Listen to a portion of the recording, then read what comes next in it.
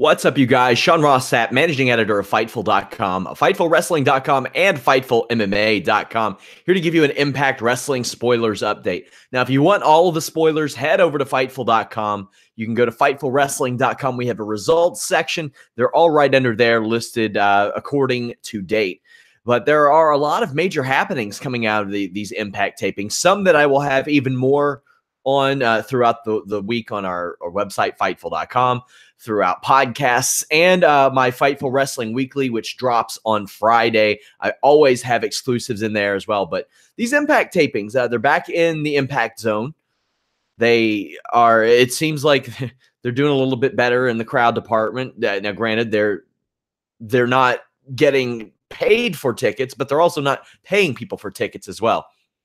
Right off the bat, Brian Cage, Su Yung are in the company. Seems like Brian Cage is going to get a really big push. And, fair. If they're going to have access to all this Lucha Underground talent, then might as well take some of the best and kind of switch it up. They have Phantasma there. They have Johnny Mundo there.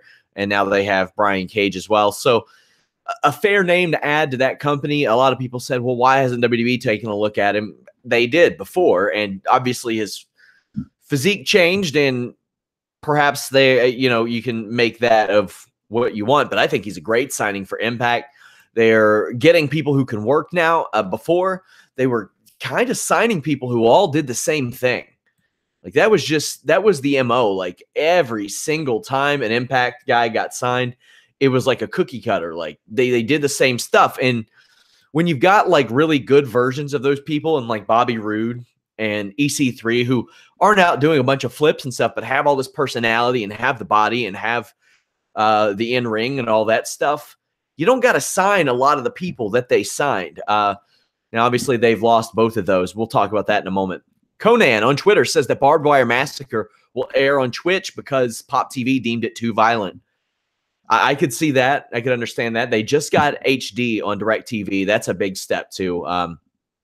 Also, I noticed in doing some research that there was an episode of Impact this week that did, it did the normal amount of viewers, but there was a highlight video on YouTube that just somebody threw together 20 minutes, and it did more views than the actual episode did viewers, which is kind of mind-boggling. Like, it's wild to think like that they get more eyeballs on their show that way, and that's probably why they don't take those down. The Grand Championship, it was the round and knockout submission type of aspect of it. You could pin somebody, I believe. I paid so little attention to some of those matches that the rule set's a little bit foggy to me. But, I got to say, hats off to TNA at the time for trying to do it, doing something a little bit different just to see if it works. Because sometimes you just never know until it works. This did not work. The title didn't look that great. The concept didn't work. And not only did Matt Sydal win the championship, or he won the championship, but he also combined it with the X Division title. It was a unification match. He won that as well. But he gave the Grand Championship to Josh Matthews. I don't know how that plays off on TV, but here's the thing. Impact always convinces themselves that they don't need another secondary title after the world title and the X Division title. And you could say that the X Division title is a secondary title, but that line of thinking keeps changing. Why? Because they had the Legends Championship that Booker T introduced, and they're like, oh, well, you know what? We don't need that anymore. We don't need that anymore. So they made it the Global Championship. What the hell is a Global Championship? Well, they've had like 3 or 4 different titles named the Global Championship or Grand Championship, all that crap. But then it gets renamed again, the Television Championship. And, that's fair. That's fair. Do that. Or a United States Championship. I get it. They don't want to do the same thing that a WWE or New Japan does. So I do think that they need a mid-card title, and they probably should have just brought back out the Television Championship or something like that. Because the X Division title is what it is. And it seems like finally now Impact is bringing in people that can work an X Division style that's different from a main event style. Because look at it this way, and it's something Shane Helms talked to us about on the podcast I did with him last year. Everybody works the X Division style now. Not everybody, but Austin Aries is the world champion. There you go. I needed to mention that too. Austin Aries is back. He's world champion. He beat Eli Drake, but he works that style. He competed at WrestleMania this year for the Cruiserweight title. He helped make his name off of that style. So you need guys that can go above and beyond that. You have a Matt Sydal. You have a Trevor Lee. You have Phantasma. You have Taiji Ishimori. You have guys like that. Petey Williams even that can step above and beyond and give a little bit of something different than what the main event scene is giving. Because that is what the X Division built themselves on, was just spectacular, over-the-top ridiculousness. I don't think you're going to get a lot of people tuning out because they don't like the X Division.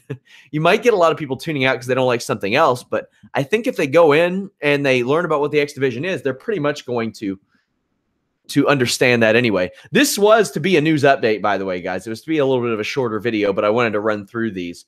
I know that I hadn't done as many news updates in recent weeks, but we were busy, you guys. Had a lot of stuff going on at Fightful.com, FightfulWrestling.com, FightfulMMA.com.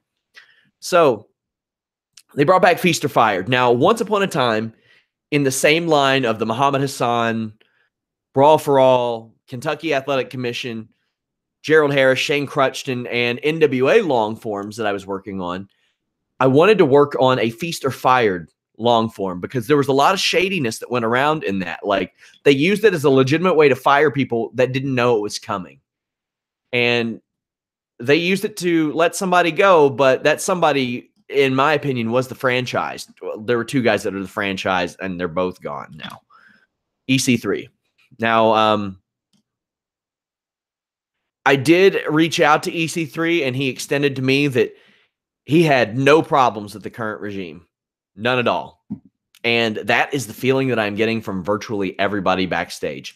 Like, you hear a lot about morale, but I'm hearing that morale, okay, I got to say a couple things. That I'm hearing that morale is positive because they have a lot of confidence in Scott D'Amore and Don Callis.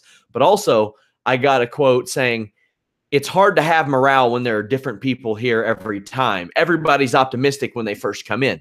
But even the people that have been there for a while, I'm being told, are pretty optimistic about this regime. And they should be, because Don Callis and Scott D'Amore, I think, know what they're doing. And I'm willing to give it a chance. I was willing to give it a chance when Jeff Jarrett took it over too, because in my opinion, when Jeff Jarrett doesn't book himself, he books very well. I liked a lot of his stuff that he had booked prior where he wasn't putting himself on top. But EC3 got the Feast or Fired briefcase and is gone. Took a bow and left. That is a bummer. He took advantage of Impact Wrestling offering up IPs to people, like having control of their own character. The EC3 character, now here's something I wonder. He can probably go to WWE with that. But here's what I wonder. Would WWE want him to, and would he want to? Because, you know, if you carry the name Ethan Carter III over in NXT, how do they book you? Do they book you like the star that you are and that you can be? Or do they take that name and they just take shots at it because it's a Carter name and they want to do that? I don't think they should do that because Dixie Carter is out of the wrestling business now. She's not their competition anymore.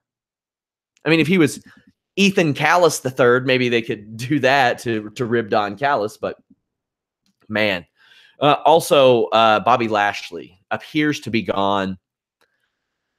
I can't see how WWE would not have interest in him in some capacity, with as good as he has been in the ring and at times on the mic has been very good in the last year. It's like last year, or 2016 rather, he woke up and he realized, I'm Bobby Lashley and I can kick everybody's ass.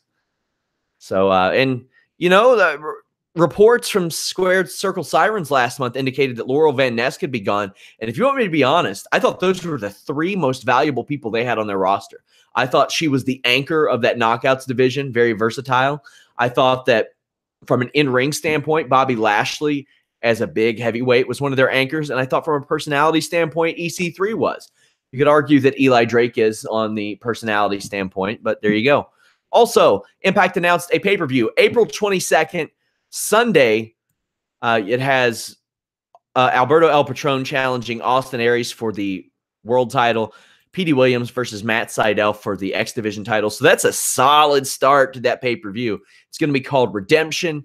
I guess it technically replaces the Lockdown show, which every match should need to be in a cage anyway.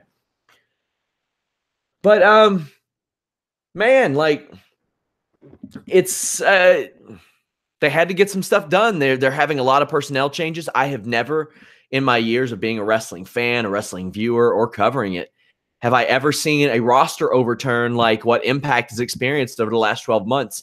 It's unbelievable. I'm going to sit down and count the number of people that have left the roster, even if they've came and went since then, because there are like a couple of people that are still there. Like there's Eli Drake and there's Abyss, and there's maybe a couple more. Chris Masters, Chris Adonis, also gone. Lots of people out.